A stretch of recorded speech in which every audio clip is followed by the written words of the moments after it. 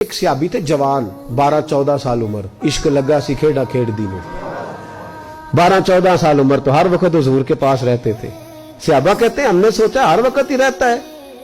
एक दिन नबी पाक सल्लल्लाहु अलैहि वसल्लम ने कहा इनको जरा बताऊं तो सही है मुझसे प्यार कितना करता है। सहाबा को तजर्बा कराने के लिए हुजूर ने उससे कहा मुझसे प्यार करते हो?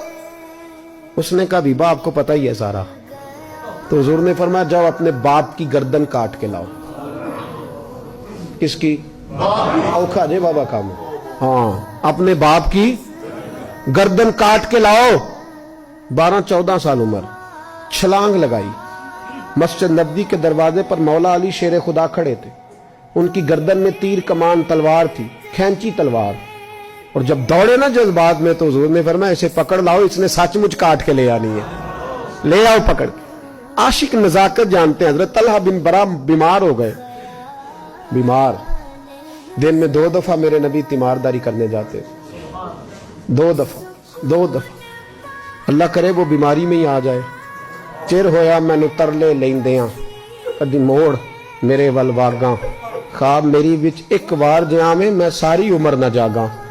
नबी पाक सल्लल्लाहु अलैहि वसल्लम 2 दफा तीमारदारी करने जाते, 2 दफा दिन, 2 दफा हुजूर पता ले। एक दिन हुजूर शाम को गए, उनका माथा चूमा तो हुजूर की आंखों में आंसू आ गए।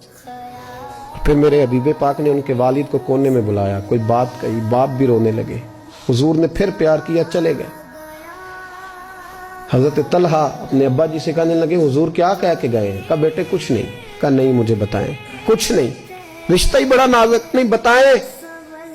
तो बाप ने सर पे हाथ रखा, कहा हुजूर कह गए हैं तो आज शाम को फौत हो जाए।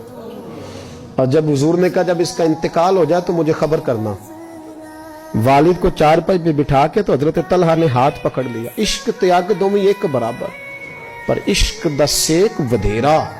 अग ते साड़े कख ते काने, इश्क साड़े तन मेरा। ओ अग दा दारू मीह ते पानी, मैनू कोई दसे इश्क दा दारू केड़ा।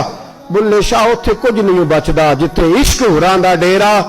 हाथ पकड़ा बाप का और कहने लगे अब्बा जी एक वादा करो, रात को जब मैं फौत हो जाऊं तो नबी पाक को इत्तला नहीं देनी, खबर। का बेटे हुजूर कह गए हैं देनी है, तू कहता नहीं देनी, क्यों?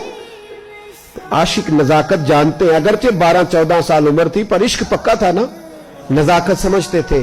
कहने लगे अब्बा जी जिन गलियों से हुजूर ने गुजर के आना है वो यहूदियों की गलियां हैं।